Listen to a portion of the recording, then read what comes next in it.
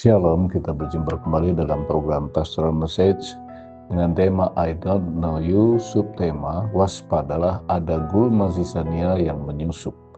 Bacaan firman Tuhan terambil dari kitab Injil Matius pasal 13 ayat 26. Ketika gandum itu bertumbuh dan mulai berbulir, tampak jugalah ilalang itu.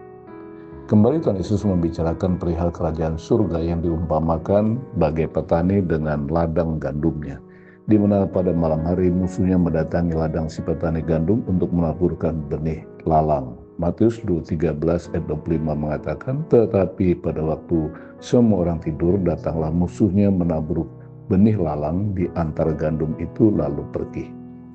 Benih lalang di sini adalah zizania atau Lolium tumelentum, yaitu sejenis rumput yang beracun yang merupakan peniru Fabilovian bagi tanaman gandum. Seringkali disebut sebagai gandum palsu. Tanaman ini tampak identik dengan gandum asli pada awal masa pertumbuhannya. Namun tanaman ini sangat beracun akibat adanya jamur endofit yang menghasilkan alkaloid yang memabukkan dan berbahaya. Tanaman ini sangat berbahaya bagi kesehatan, rasanya pahit jika termakan atau bila tercampur dalam roti. Bisa menyebabkan pusing dan seringkali memicu muntah hebat. Unggas ternak pun bisa menjadi pusing setelah memakannya.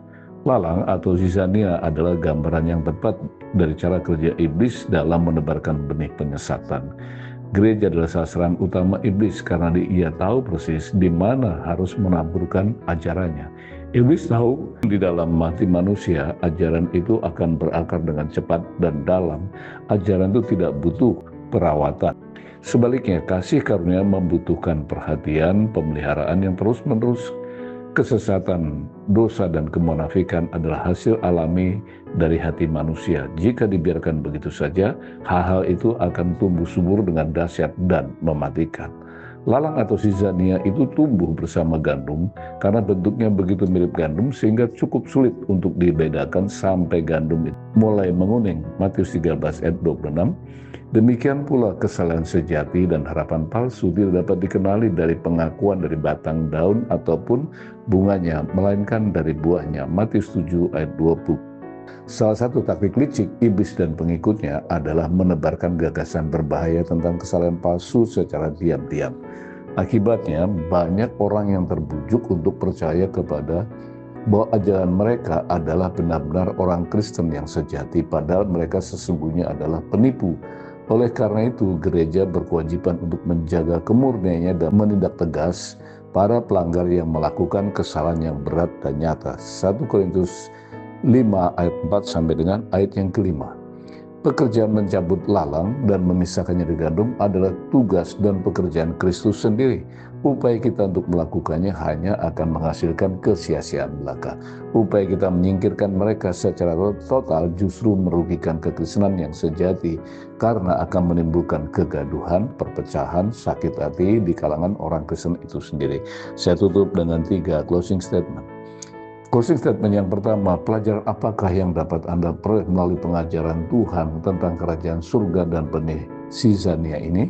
Coba periksalah ladang gandum hati Anda. Apakah benar-benar sudah steril dari ancaman penyusupan gulma yang membahayakan iman ini?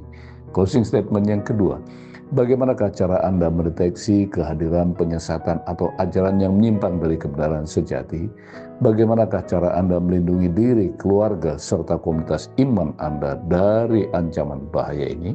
Closing statement yang terakhir, apakah Anda mempunyai cara atau solusi bijak untuk mengatasi dilema manakala Anda sendiri, keluarga, atau komunitas iman Anda terkontaminasi oleh penyesatan? Bagaimanapun juga Kristus mengajarkan agar kita senantiasa mengedepankan dan menerapkan metode kasih tanpa syarat. Tuhan Yesus memberkati.